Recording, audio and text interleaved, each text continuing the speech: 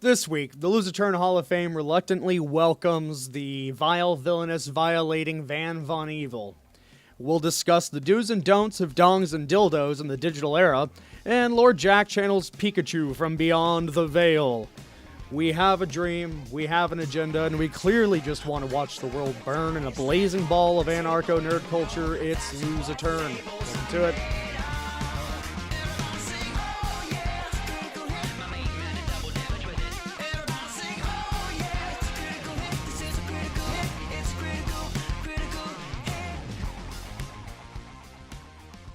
Greetings and salutations. I am your host, Chuck Mullins. Joining me today, we have Lord Pikachu. I mean, I guess. Okay, I guess you're just after Pikachu. Don't let the hat fool you. Don't let the hat fool you, bitches. It's still me. And Matt Herring. How you doing, buddy? Hey, I'm alright. How are you? This may be a rushed episode. We've had beyond every technical issue available, plus extra. So bear with us. I want to start off with, of course, like we always do, our hero or villain of the week. In this case, I will not be focusing so much on the heroes as I will on the villain of the piece, this vile Van Von Evil. You see, recently it made headlines again because its foes finally vanquished the vile van by setting it aflame in a KFC parking lot. They've been dealing with their nemesis for quite some time. The heroes of the piece, which we'll just call misunderstood,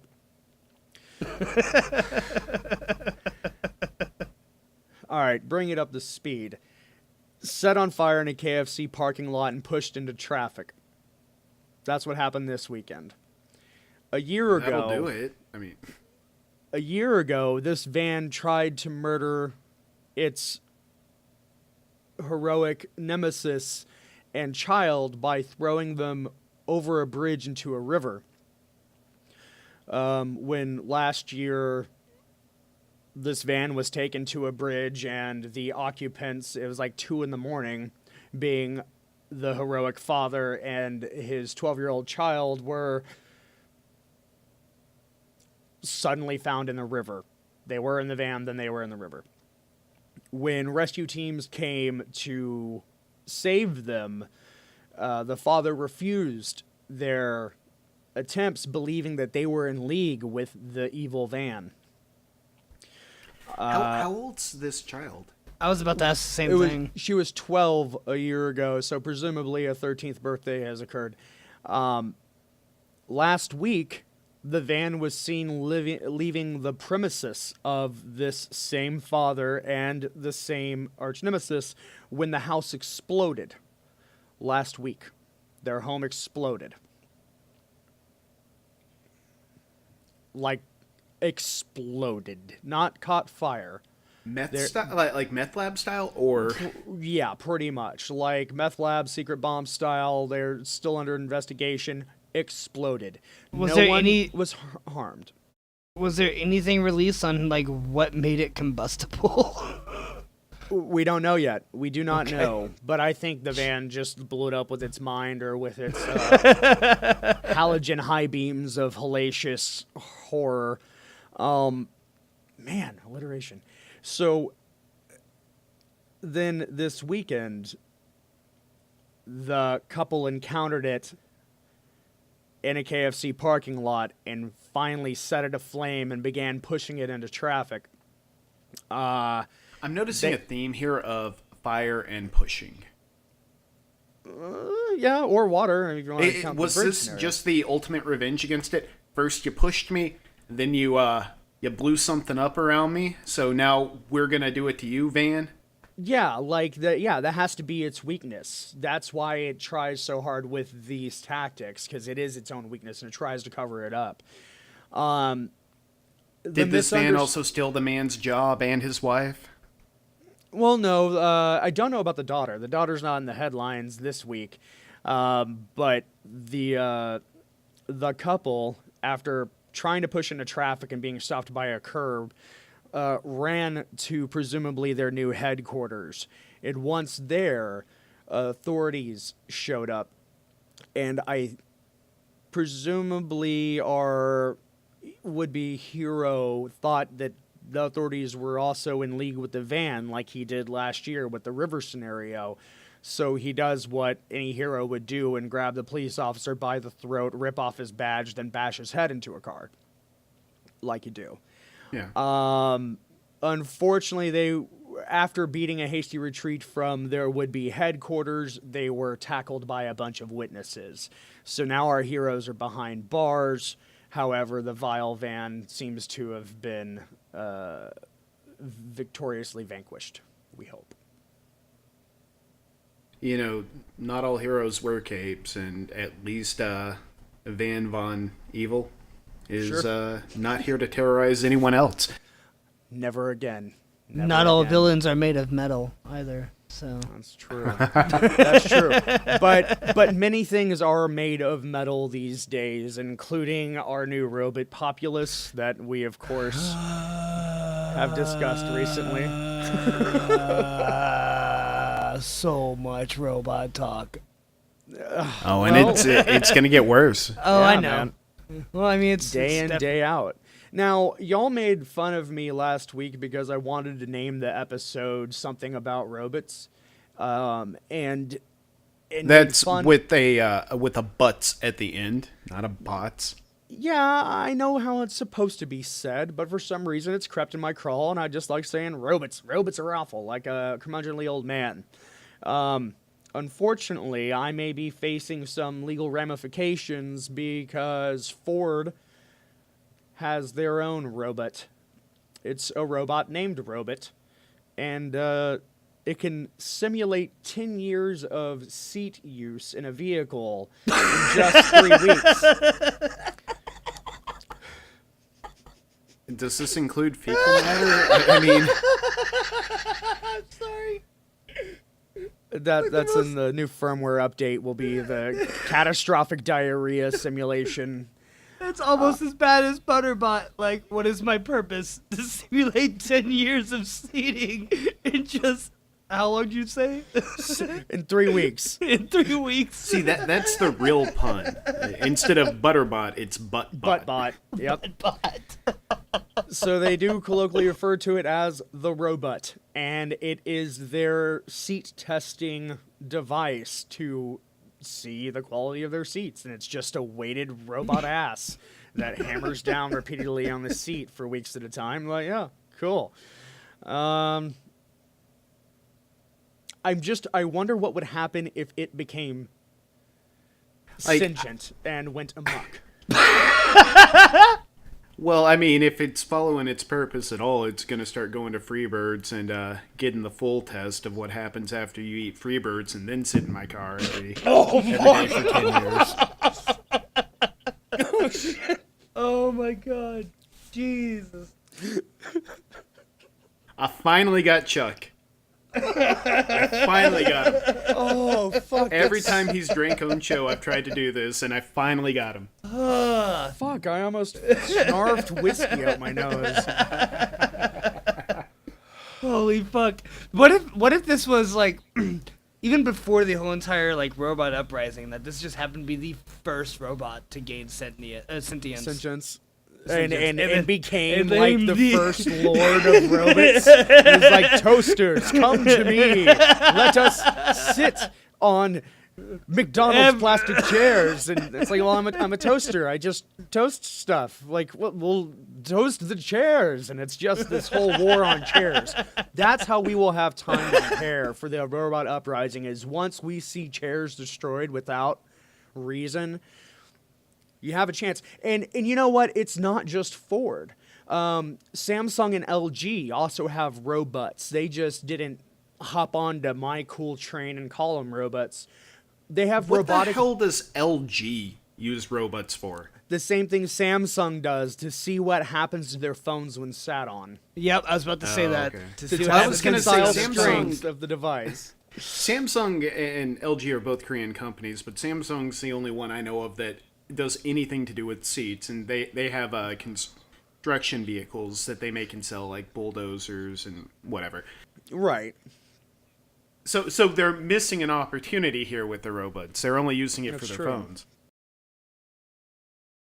I imagine this ridiculous future right now where in this, whenever the robots come to rise, that their way of defeating us, we'll have time to manipulate, or to sit there and plan how to defeat them, but our legs can get really tired because there'll be no more seats left. Oh, fuck. We're going to be standing yeah, constantly, dude. and that's how they're going to wear us down and destroy Our us. ass rations are going to disappear. We won't- Okay, you know what? I know that with a group of at least 8 people, you can all sit on each other's knees, and no one has to have a seat. There you So go. we don't need chairs. Fuck you, robots, and we will not bow down and kiss your shiny metal butts. I know that's the fucking tagline you're going to go for, kiss our shiny metal ass, but fuck you. See, y'all are always making fun of me for standing while podcasting, but I'm the one who has it figured out. I'm ready. I'm ready for all of this to happen. And who isn't ready is Stephen Hawking, and no wonder he is so terrified. No, seriously, this week, Stephen Hawking made a no, that statement poor about man. robots replacing humans completely. They're going to sit on all the things. We won't be able to sit anymore. I'm not trying to be insensitive to Stephen Hawking. Like, please don't take this as an attack on him. He is the best human that's ever lived. He also requires a chair. He does. Yeah. That chair happens to be a robot.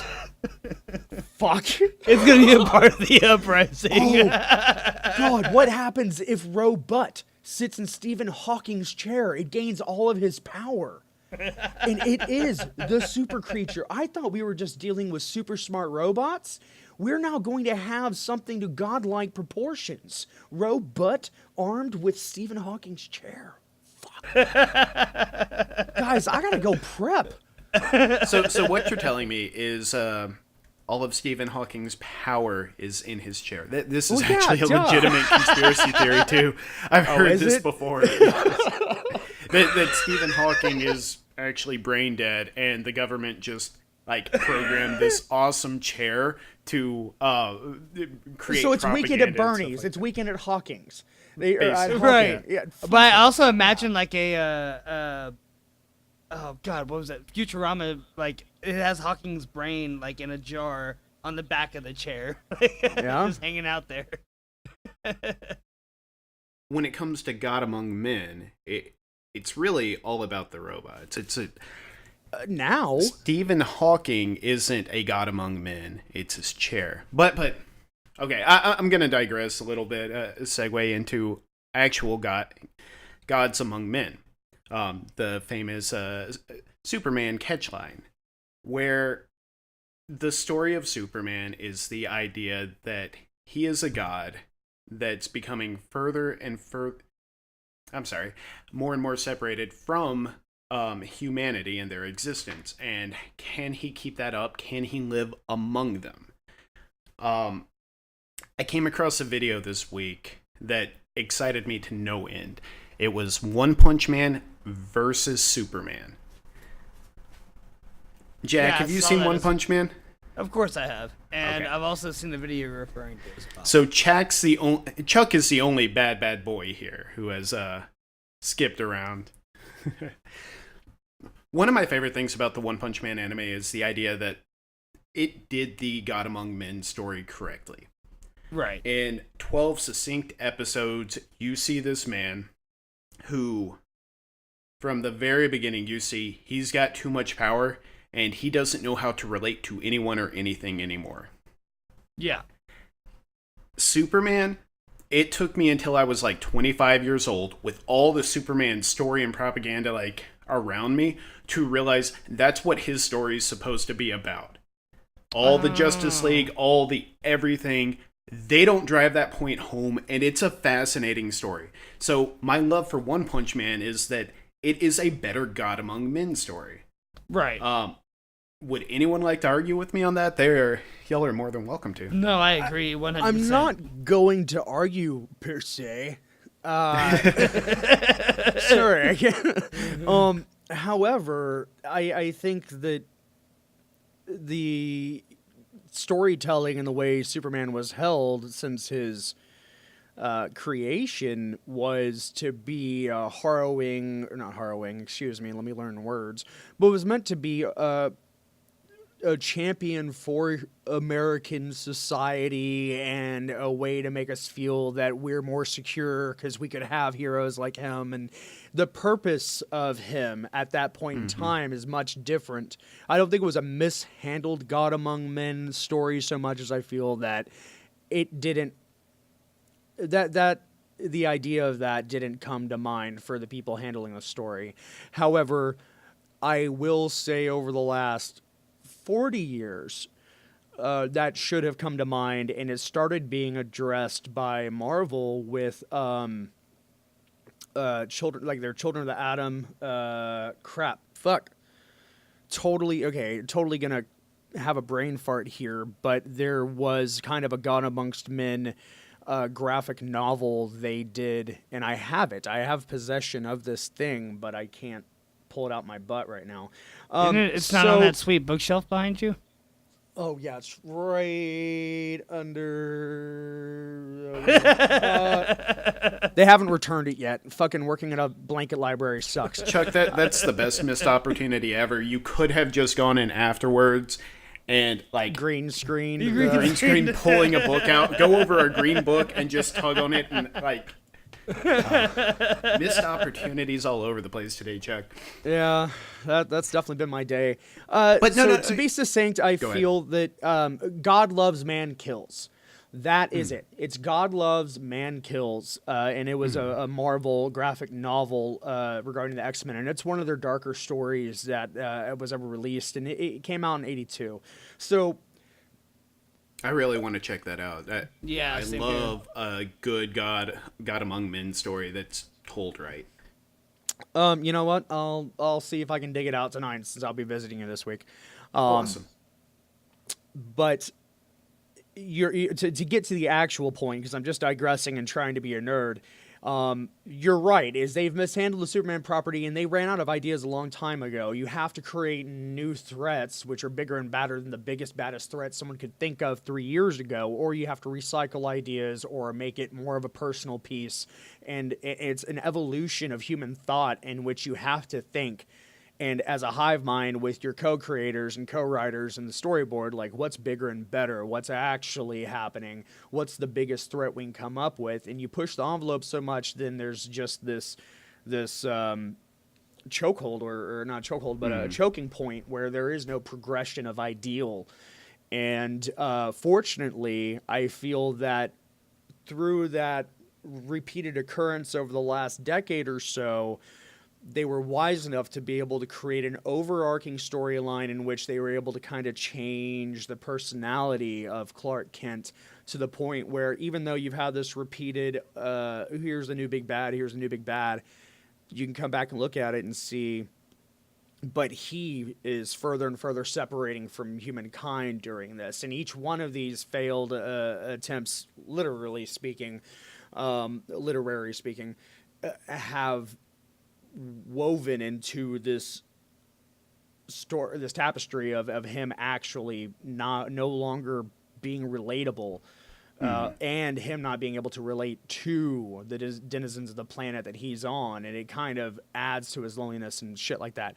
But you're right, this took 70 years of unsuccessful not unsuccessful, but of varied storytelling handled by several people, whereas One Punch Man is one author, one story.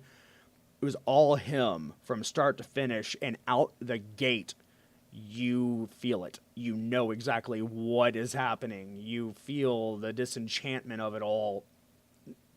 Contrast with the hugeness of what's happening in the first few frames of that show.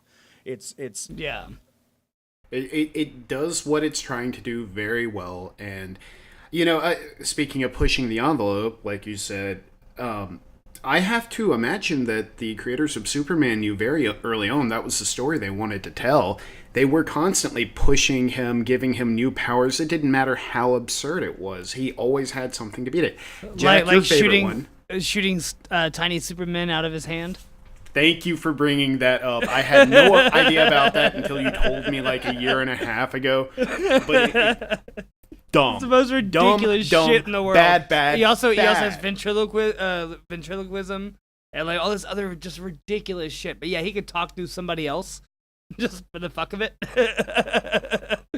Just the idea that he can shoot tiny little Superman out of his hands that each have his own power. Like, and his own strength. Now, you're going to say that this is not contrived, but it's actually like pre-planned storytelling for this epic story we're now getting into 50 years later? Or is this, I showed up at the office drunk, I need to what? He just shoots a little tinier Superman out of his hands? I'm just trying to suggest tiny super hands. They were trying to make him as godlike as possible from very, very early on. And why would you do that to a character unless that's the story you're trying to tell or make him the big bad? And clearly... The counter argument to that is the fact that they had to also create several other comic book lines, that there was a Supergirl, a Superboy, a Superdog comic book. Guys, I'm about to share screen here. We'll do it right. Oh, I will. I don't want to edit tonight. You see that? Yeah. Yep. The tiniest Superman out of his hands. I'm sorry. Oh, yeah. No. People needed to be able to see that. Yeah. No one needs to be able to see that. God, y'all are all so wrong about everything.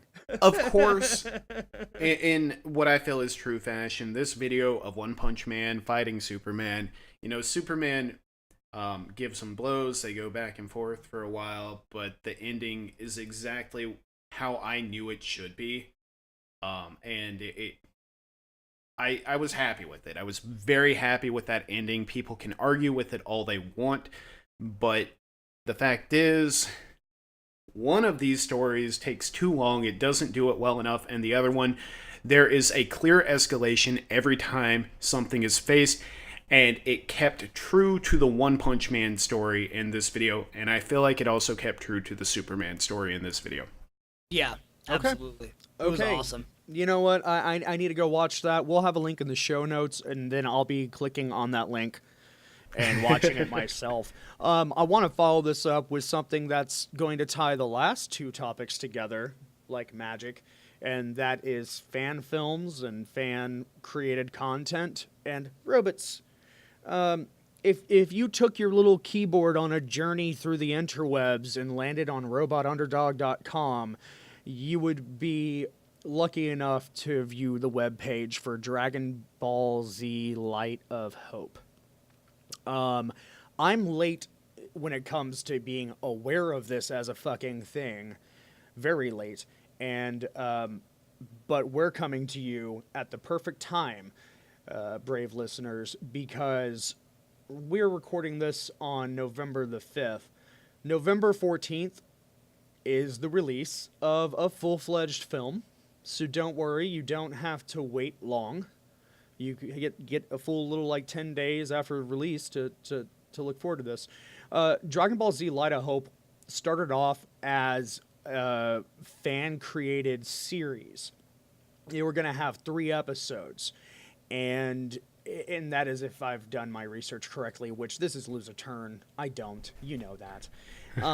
After the first episode was released, it was such a hit that they wanted to go ahead and try to go to crowdsourcing for releasing the next 2. And oh boy, did they succeed. It was reached within milliseconds, I tell you. That's not true. And far exceeded their initial goals. So years later, no episode 2 or episode 3. It kind of looks like one of those you got fucked, thanks for all the money, failed crowdsourcing things. They've put all of it into a full feature-length film. There are trailers available, and oh my god, the idea of a live-action Dragon Ball Z can't be done. We saw it. We saw what happens when there is worldwide communication, and you have production companies here and in Japan and actors all over the place putting everything they have into this huge budget film, and it is the saddest, sorriest piece of poo-poo. Why did I censor myself? Hey, guys, this episode's safe for work for that 5 seconds. Show it to your friends. It's awful. We all know that. We don't need to talk about how awful that is. But it's coming out in 10 days. The trailers are amazing. This focuses on young Trunks going back in time for the Android saga. The cast they have for every character, I am in. I love them. 17 and 18 look fucking great. Holy shit. The trailer alone blew my fucking mind, y'all. No. I've seen this. I've seen this before. Seen It was amazing. Yeah, episode 1. It's coming back now that you say this. Yeah, so they didn't drop it. They just ended up getting overwhelming support and have created a full-length feature film, and it's coming out on the 14th. So, fuck yes. Dragon Ball Z Light of Hope, done by Robot Underdog. You can go to YouTube or robotunderdog.com, and we'll have, again, links in the show notes. It's coming out in 10 days, guys. Show them your support, show them your love, because it's the reason that we can actually get a good film these days. Right. That's really awesome. I mean, obviously, we all got disappointed by fucking Dragon Ball Z Evolution. Yep. That sad Y'all did. sack of garbage. I knew better. Yeah, I own it. I haven't unsealed the plastic from it, nor the 50-cent sticker that came from the pawn shop I bought it from. I own it just so I can fart on it whenever the robot uprising. Matt, if it's any consolation, I would rather watch the new Death Note 20 million times over and be forced to watch it 20 million times over before I watch that movie once. Ever. Yep. I'm going to in the rapid same boat. fire. Guys, I'm going to rapid fire through a couple of topics, if that's cool. Yeah. I do want to say one more guess. thing, or just put an inquiry out there. Is Toy involved in this? I don't think so. No, okay. no. Because I'll there have are to look so into many. that. There are so many Dragon Ball properties going on right now. There's Dragon Ball Super. There's all the movies they made. There's this new, I don't know, called Dragon Ball Universe or something like that, where I saw all the Dragon Ball characters in a Dragon Quest style anime, and I have no idea what's going on. Well, Dragon Quest is also Toy. Yes, yeah. Oh, okay. I have sorry. no But idea. no. I broke new your glass. anime. It just You see it? Is it my glass? Jack. Oh, well, you won Drunk Quest. Thanks. You're on my shit list forever, and that was a limited edition cup. I want it back. I don't know how it broke. You probably drank. So I'm going to rapid fire through a couple of things, and y'all are going to want to talk about it ad infinitum. But we're going to have to try to be succinct. Brevity. The thing I'm bad at, we have to try to be good at. You ready? all right. All right. In celebration of Halloween and the new season of Stranger Things, which, if you haven't watched, spoiler alert, there's now a dildo. I think I watch Stranger Things on a different website than y'all do. I think so as well. And Jack, Now, you just are kicked the about to cow share underneath a your picture desk. of this? No. Did I keep the cow again? Fuck. I feel like I'm missing a piece of this. What's it shaped like? Are we talking? Is this an upside down style dildo? I've only is this felt a it. Winona I Ryder haven't shaped seen it. dildo? It's upside down. Jesus. Is it an upside down dildo? Yes. Oh God. It comes from Bad Dragon, which unfortunately I think I've Oh my reported God. on 3 or 4 times in previous podcasts. So of course it's Bad Dragon. But If you want your man to never be able to satisfy you again, go Bad Dragon. yeah, Yeah. I'm about to try to do something I shouldn't here. Oh no. Oh no. Do I need a yeah. blindfold? No, but hopefully we can edit this out of the podcast, video-wise. So, oh God, no, I can actually share video. Not sharing the audio, but it's awful. There's a big sticky mess, and yeah, Bad Dragon did it again. Necronomicon makes an appearance. The thing is, That's supposed to be of Hopper? course, there's a stranger dong.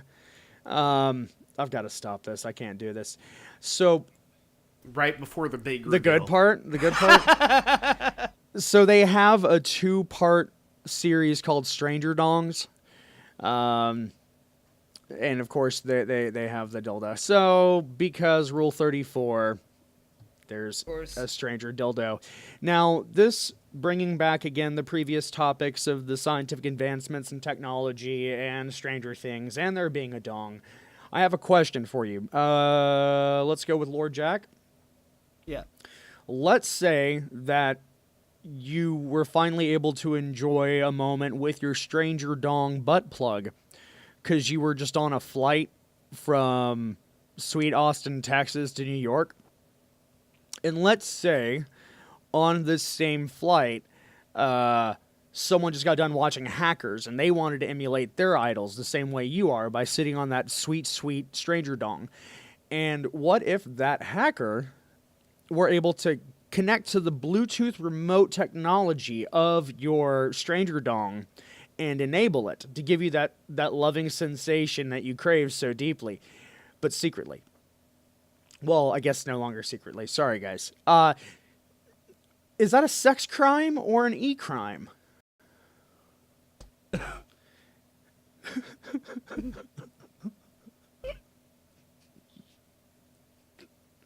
Broke the You know, Pikachu. in all of this, I'm just impressed that Jack could enjoy it in a moment. It would take me months of prep. Of training? Yeah, you got to Yeah. train real hard to be a good sitting on I'm- stranger dong boy. In all seriousness, I'm gonna call that an e-crime over a sex crime. So that is the question we have to ask ourselves as a nation, as a world, and as individuals. If we have Bluetooth compatible and wireless compatible sex toys that we're not discreetly, hiding amongst our persons, and we just keep Bluetooth active, if someone enables it without permission, that's definitely like, Well, don't have that up your ass if you're not expecting it to do something. I mean, like, or Hey, whatever you're hey. doing with it. Like, Don't kink shame. it wouldn't. yeah, hey, don't Well, kink shame. What I'm saying is, it wouldn't be a sex crime because you're already doing something with it. If it's gonna, if something else unexpected happens. Are then you fuck saying they deserve it because they dress that way? Because they No! wore it? Jack, really? You're one of those guys? Fuck you. Wow. This episode, we learn a lot about Lord Jack. You're an asshole. You're the So, shittiest brother. to clarify, Jack can join the Anal Acrobatic Olympics, However, and he dresses that way because he wants it.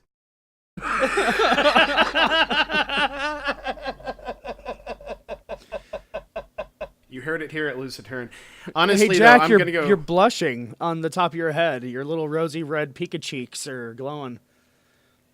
I'm going to go sex crime all the way with this. I think if yeah. someone intentionally does it and they know what they're doing, it's not like, oh, I accidentally connected and the thing went haywire. Right, if it If was a that can kid be on a shown- phone pressing buttons and it happened, it's not a sex crime. But I would put it basically in line with rape. That's horrific that you would do that to someone. So, I mean, I work in the tech sector, and, penetration testing is now one of the most lucrative careers you can get in. I'm going to assume all over the world, but Yeah. definitely in America. Because of the rapid advancement of technology, the people who push it and have always founded the new advancements, I say always, I don't necessarily mean always, but it's usually hobbyists. Not necessarily people employed in the field, it's usually hobbyists or hackers. Right. And because of that, we've now made a profession of hiring hackers with morals to kind of create the white sector or the red hat sector. And someone Red hat. who... Do I mean gray hat when I say You red mean gray hat? hat? Yeah. Yeah, It's white sorry, hat, fedora. white hat, gray hat, and black hat. Yeah, but red hat fedora is just being, or not fedora, but yeah, And being. just to explicate that for everyone, a gray hat, white hack, obvious what that is. They hack for good. Black hat, they hack with malicious intent. And gray hat is they will cross an ethical boundary sometimes, generally for the sake of improving the state of Yes, what we are working with. So but cannot, they might within hack into limitations Google. of law, be employed during these endeavors. Their intentions may be good. They employ illegal and very new and frightening techniques.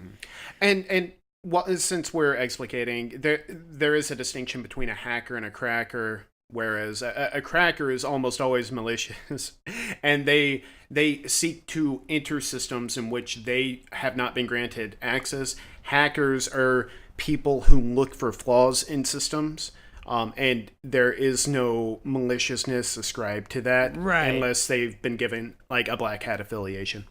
Yeah. So the reason this came up is because recently someone was having a conversation with either a friend or an employee of a pen test company, and this is it writes itself. He's a penetration tester. And he was asked, "Can you see if he?" By the way, wants any penetration wireless testing is my dream penetration career. Plugs? Mine too. And it got yeah. even better just now. I would love to get That was into horrible. that, I'm sorry. but I have learned a lot about you, my fellow host, today.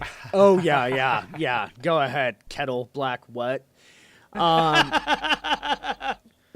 So I'm gonna keep pushing forward. I said there was gonna be brief. It wasn't. I'm gonna skip over a couple topics. What We Do in the Shadows, an amazing British comedy. So amazing. Comedy.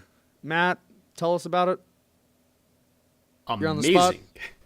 Amazing. Wonderful. Like, if you haven't seen it, what the fuck are you doing with your life? Fix that right now. It is a wonderful mockumentary. No, I can't. I cannot tell you anymore. I'm not going to spoil anything. Just go see Okay. it, please. Yeah. It's amazing. probably available for streaming, right? Somewhere. Oh, yeah. You It can used to be on buy it Netflix, is basically it? any service. It used to be on Okay. Netflix, correct? I don't know if I it don't, still is. I don't think but- it has been. No. Well, Okay. people who may be familiar with Jermaine Clement from Flight of the Conchords or any of his. Or Tiki Watiti. Is that right?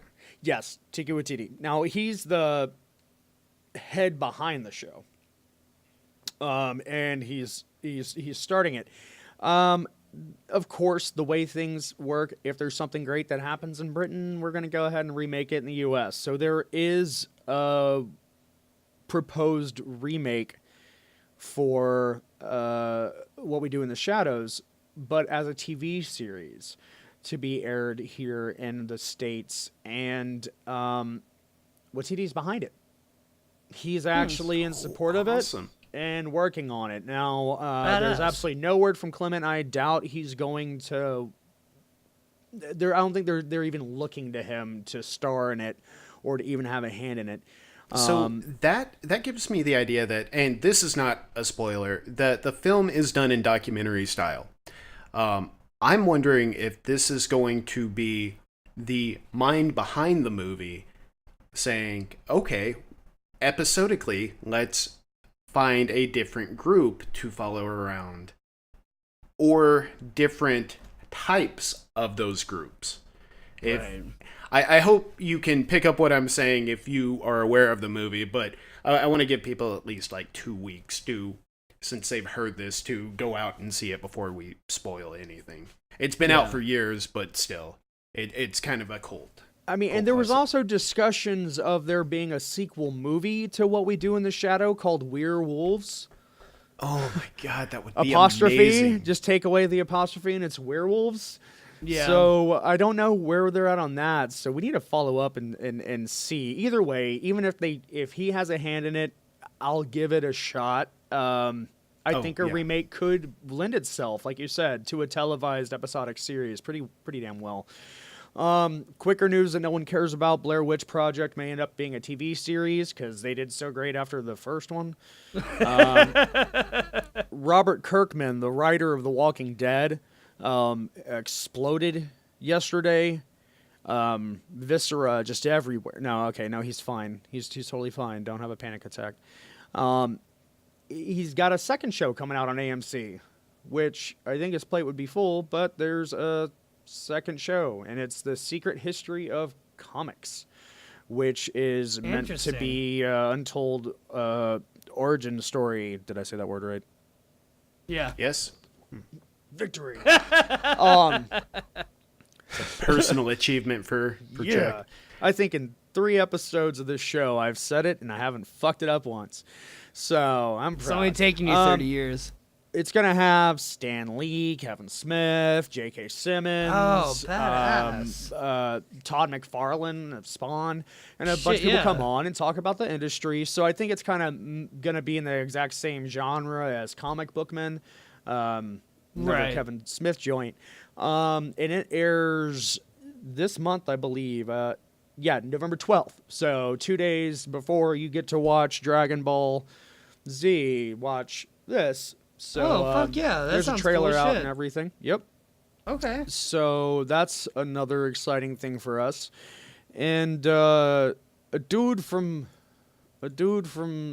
Doctor Who operates a Dalek and also works on the magazine, kind of lost his fucking job in what was the biggest, fuck you ever for a nerd, I guess. In this most recent issue of the Doctor Who magazine, columnist Nicholas Pegg, who, again, has, I think, no relation to Simon Pegg, right. But he's been with the company for 12 years now, doing the shows, doing the magazine, all that shit. Right. And the 518th issue released an article about, history of Doctor Who in 100 objects. And he starts talking about the pufferfish. And in his article on the pufferfish, he does say something that draws strange attention to the article, and it's something about if you look hard enough, there's always something hidden in plain sight. And so the article itself was... Okay, we'll go ahead and say 24 paragraphs long, or 24 sentences long. The beginning letter of each sentence spelled out an interesting little thing you could read if you were clever enough to break his incredibly brilliant cipher acrostic that delightfully spelled out Panini, which is the company that publishes the Doctor Who magazine. Yeah. Panini and BBC Worldwide are cunts. Wow. So he no longer is employed. Good luck on your job hunt. I mean, awesome. It could have been an accident. I'm gonna respect the man's balls for doing that. An accident? You can't prove intent there. Yeah, I guess that's true, except for there's always things hidden in plain sight. But maybe everyone at the office hated him for always calling them cunts. I mean, Well, he's just saying that's an unavoidable truth. Like, this happened subconsciously. He didn't mean it. Yeah. True enough. Just like Jack's blushing earlier. It was hidden in plain sight, but... Yep. That's true. One last special thing to look out for is Google Home device owners, Amazon device owners such as the Echo and Dot. The Pokemon Company has announced an upcoming application, and I can't wait to get my hands on it, in which you can completely overwrite and replace the AI of the device with Pikachu. That's so fucking awesome. I know, because if it comes out tonight, I tell you, first thing tomorrow morning, when I'm like, hey, Alexa, Pikachu, what does my traffic to work look like? I'm going to get some badass information from Pika.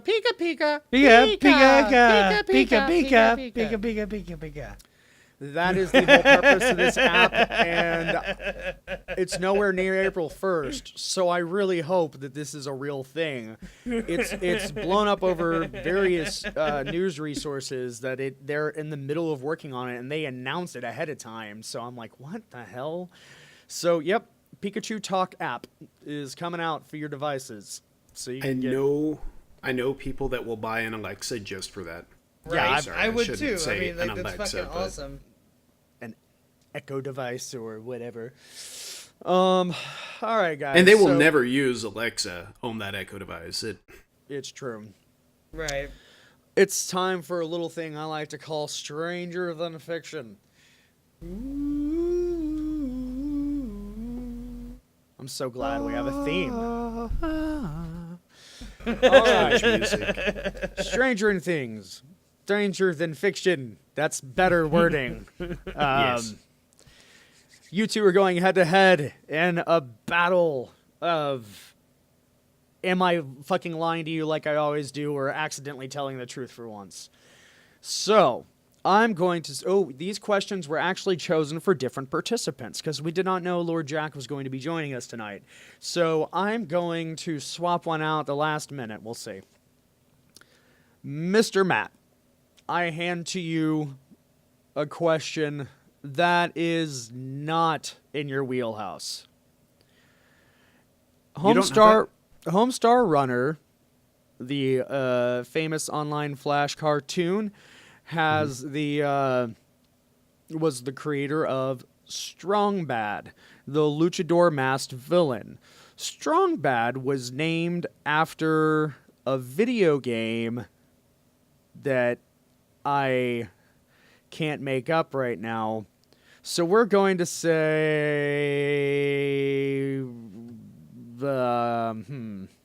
Okay, question 2.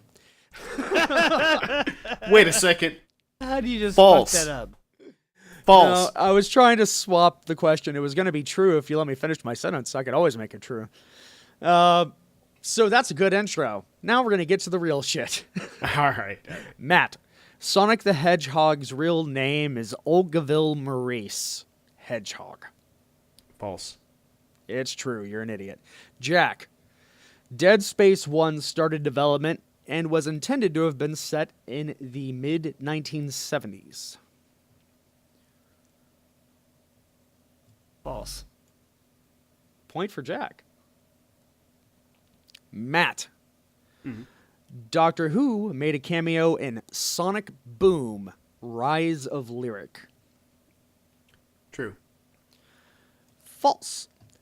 Jack, one of the proposed titles for Phoenix Wright Ace Attorney was Let's Raise Hamsters. True. 2 points for Jack. Crap. Matt, come on, man. Matt, every Nintendo 3DS contains a hidden 3D image of a dead rhinoceros head. I guess skull. Every 3DS? Every Nintendo 3DS has a hidden image of a dead rhinoceros's skull. Is that within game or on the actual 3DS? Yeah. The itself? 3DS is what I've said. Not Okay. every game. Every handheld Nintendo 3DS has a hidden Okay. dead rhinoceros head in it. False. Matt, not on the board at all. Jack, this is for negative 2 points. If you get this right, you will be down to 0, and you and Matt fuck tie. you. I hate you so much. The arcade version of Mario Kart 8 has a hidden image of the Beslin School hostage crisis, a terrorist attack that involved over 1,100 hostages and several deaths in Russia. This is the Mario Kart 8 arcade game. False. It is true. There is no I don't believe that there's a goddamn arcade version of Mario Kart 8. That's bullshit. There is, and it has a hidden image in the ROM of this terrible crisis. So you are now tied with Matt. Good job. Oh, fuck so you. Tiebreaker. I'm winning. Fuck off. See, that's my job as a host. Come on, guys. Give me a chance. I quit. Co-host your own shit from now Actually, on. Ask I yourself s- questions. I said if you won, you would get -2, and you were wrong. So you're kind of still at 2. Oh, okay, sweet. Never mind. I love you. No. Bitch. Bitch. Sorry, bitch. Sorry, bitch. Oh, bitch. Don't be sad, bitch. I got no tiebreaker. Fuck it. I win. Fuck you, Matt. If you win, then you tell me about one of your wins. What are your wins this week? It was just Halloween. Do we have any spooky wins? Spooky wins. The only wins I have is I stayed inside and rewatched Tucker and Dale versus Evil, which is my So favorite thing good. ever. So I love good. it so much. It's the greatest. And the other win I happen to have here is I think I want to know what I want to do for next Halloween, and that is going to be, since we were just talking about it, this exactly. Is this the Stranger Dong? Oh wow, Jack's sharing a picture of the Stranger Dong. Nope. It looks a bit more horrific than I imagined, but Jack definitely wants to do the Stranger Dong. I think it's definitely It's Scary just some Terry, small you testicles asshole. on it. It's Scary Terry missing pants, you assholes. That I looks see. very much like a bad dragon dildo. It does. It does. I don't want to know what that nose is used for, but that is like the No, coolest Now that costume. you say that, I see where you're coming from. I'm still gonna rock it. I don't give a shit. Yep. Scary pantsless Scary I Terry approve, bitch. kid. It's great. Very good. I have a Halloween-related win. Well, did you? So I wanted to go ahead and give my Please do. wins real quick. One, the Netflix original Babysitter was a. Oh yeah. It just so it's a horror movie, and the entire time I was watching, I was up late. I turned it on. I wanted something creepy, and I thought I'd turn it off after like 30 minutes just to see if I was into it at all. I really couldn't put it down. It just gave me like this almost nostalgic feeling, like I was watching a Disney Halloween movie made for adults. Right. It Yeah. was just interesting and great all the way through.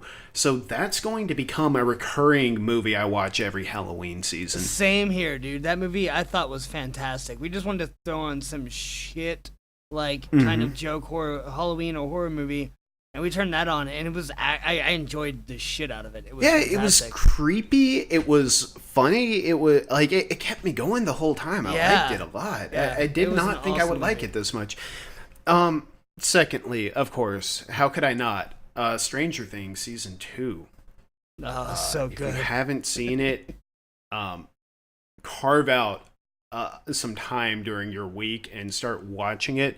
Carve out that time beforehand, though, because you're going to be there watching it. It's It takes about 30 hours to get through because once you watch the 8 episodes or 9 episodes, 9 episodes, yeah. so it's about 8.5 hours, then you have to watch Beyond Stranger Things, and then you have to watch haven't it checked out again, that and yet. then after you watch it again, then you have to, You have to go watch back to all the season YouTube 1. trivia of the hidden things, and you have to watch season 1. Yeah, I've been in a vicious cycle. My whole life is Stranger Things. That's just it now. It's so good. So, It's are so you going to good. double down on that Stranger Things pick, Chuck? You know It what? I sounds will. like For it. my my Halloween win is definitely very Stranger Things oriented, but it's truly a win, like just for the whole damn world. And again, if you're joining us on the video, you get to take the full experience here. But this is a couple of articles have popped up regarding the friendship of Joyce, the mother, and Hop, the sheriff. So that's David Harbour and Winona Ryder. And they are great fucking friends. I love that. And- It's so fucking killer. They are so fucking adorable. If you follow Yeah. David Harbour on any of his social media accounts, you get to see like all these images and little articles about them just in the screen right now. One of my favorite things is his caption for a series of pictures of them two smiling, and then she like gives him a peck on the cheek. His caption for it was "Photo study of one of the greatest movie stars of all time and an excited bearded man, Winona for fucking ever." Fucking awesome. There's Guys, just I'm going to... Oh, all right. Let me know when you're done, Chuck. I want to add something. There's just I so do many too, but- images of them. They're just great fucking friends and always hanging out. So stop sharing that. You can go ahead. But just reading about it, it is just so sweet and heartwarming, and it gives me faith in humanity again, despite all the bad shit happening in the world around us. Right. Jack, you go first. Mine's spoilery. So there was all right, first off, remind me, what is the Sheriff Hopper's actual name? David In real life? Harbour. David Harbour. Okay, so there was this funny as fuck Funny or Die video I came across the other day. This is David Harbour's audition for Shit Stranger for- Things. Yeah. And it was the entire time he's auditioning as For 11 11, yeah. and talking shit about. He's like, well, you know, Millie was an okay 11, but I yeah, have Millie Bobby definitely- Brown was all right, but what I brought. Oh God, it's so It good. was so fucking amazing. That's wonderful. For those of you who don't have enough time, if you're about to hop in on Stranger Things season 2 and don't have enough time to watch season 1, there is a very delightful recap, which on a recent episode of the Jimmy Fallon show, the actress who plays 11, Millie Bobby Brown, is also a rapper, and she rapped a succinct 1.5 minute recap of the first full season. So good. She It's kills awesome. it. Yeah, I love it's it. so good. All those actors are fucking amazing. I love them. Yeah, Sorry. they're fantastic people. All right. Sorry, go ahead, Matt. Last Fangasm thing on over. Stranger Things. I'm spoilers. Skip ahead. 35 seconds. I'm gonna count down from 5, 4, 3, 2, Stranger Dongs. 1. All right. So Hopper, he's going at the very end of Stranger Things. You see him tell a guy, "No thanks, I'm on a diet." There was meaning to that. He's going to be absolutely fucking shredded next season. Oh. He's Hellboy in the Hellboy remake coming up. He is so swole right now. It's insane. Holy But shit. we're coming up at the end of our 35 seconds, so Wow. well, I'm gonna wave around and tell people it's okay to come back. We aren't gonna anymore. All right, guys. Okay, that blew my mind. I had no That's idea. crazy. I'm gonna try to share screen real quick. See if this works. If not, then it's cool. I'm gonna call it. I have one Best more win Halloween after costume this. in the world goes to Gwyneth Paltrow, who played herself in Seven. Her Halloween costume was just a box on top of her head, reprising my her God, role that's as brilliant. the wife of Brad Pitt in Seven. is Her boyfriend amazing. dressed up as the killer, so he just wore County Orange and handcuffs. I hope she was at some party where Brad Pitt was actually there, and he just started running What's around in the saying, "What's in the box?" Chuck, I think at this point I need a reminder of why life matters outside of Halloween season. Do you got anything else for me? I have something. Or Whenever Jack? Chuck's done. Whichever It's- wants to go It's first. not as exciting as the wins for Halloween, I'm afraid. However, if you're like us and you like to play games with your friends or by yourself, if you're by yourself, Stranger Dogs, go to Bad Dragon. If you have friends, BoardGameFinder.net is a new website that it's not perfected just yet. I'm going to say after a bit of use, I've noticed a couple of issues with it. But it helps you discover new board games based off your likes, based off mechanics that you enjoy, based off categories of games. You can visit it and put the name of a game you like, and from there, find recommendations of other games that'll kind of explain the price point, number of players, and other characteristics. Awesome. Oh yeah, that's awesome. Jack, what do you got? We try to avoid this topic a lot. And we definitely never touch on it, but not with full disclosure, I am not for or against this. I just want to say how epic it is that somebody who quit Twitter yesterday, the day he was leaving, deleted Trump's account, and I think it's the most amazing and hilarious thing ever. That's Wow. What a decided- stand. Yeah, That's he decided amazing. he was quitting that day and went through and deactivated Trump's Twitter account and then left. But it was the funniest thing in the world. That's I'm all. sure he and the Doctor Who editor, Dalek operator, are going to have a fantastic job search. That guy is going to have an amazing job search. Right? What would you say is your biggest strength? I took down the president. What? On his biggest platform ever. I mean, wow. That really is. That's great. Hey, it almost makes mine inconsequential, but I think mine's still very much worthwhile. One more pick, one more win. Ready Player One. I finally, they've been making fun of me for not reading it yet. I finally, it took me out of my schooling. My grades will suffer, but I got into Ready Player One, which led into me getting into Stranger Things and just falling into my old Netflix habits. But Ready Player One was amazing. It is so good. I need to sit down and read it as well. I was about to pick it up the other day as well. Jack, you're bad. I have the book. I just haven't sat down and read it yet or read it yet. You have many books. I know this. I know. I mean, both of y'all get on my ass constantly for not reading Dresden Files, even further than I have. And y'all been on my ass for the past 4 years about it. So. To the entire audience out there, if y'all aren't reading these books, please make your life better. You will be happy that you do. Ready Player One's great. It's this post-apocalyptic future. Basically, the global energy crisis actually happens in this world. And so actual reality sucks. You don't have any great source of energy that's logistically sound, stores and releases energy easily while stably doing so.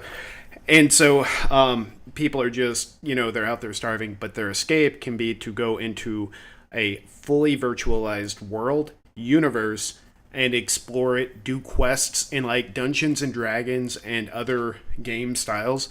And really great. The movie's coming out next year, and I can't wait. I rewatched the trailer as soon as I finished that book, and I saw differences, I saw disparity, and I loved every single moment they did it because I know why they did it, and I love the creative choices they made. I'm definitely gonna actually read Ready Player One before the movie comes out, because I do that with every big movie that's written after a book. I always read the book before I watch the movie. So just read it. It's an easy read too. It's an easy read. There's no point that slows down that makes you want to set the book down for a night. Good. You'll be able to swallow through it in a week, I'm sure. It's fantastic. Robert was so Klein's easy an to amazing get into. author. And Spielberg is giving it an excellent treatment, I'm sure. I can't fucking wait. I'm stoked. And Matt, a recommendation to you would be check out Armada, or if I can, I think we packed all my books for them. So if I can find it, I'll hand it to you. If not, Armada is Robert Klein's second book. It's not in the same world. It's very well done, though. I love it as well. I believe it. Awesome. Ready Player One, wonderful. Go read it. Do yourself a favor. You'll get engrossed in the world. And it's just so easily digestible. And if you if you have a long commute to work and you just want to listen to it, the audiobook is available through audible.com and narrated by Will Wheaton. Wonderfully done. Wonderfully done. So that is awesome, but you should also just, if you have a long commute to work, just listen to us instead. I don't know. I mean, that's just that's a suggestion. True. Please don't forget us. You heard about Ready Speaking Player of One which- here, so listen to us now. Go get Ready Player One, realize how much you love that book, and then listen to us again forever. Yeah, come back. There you go.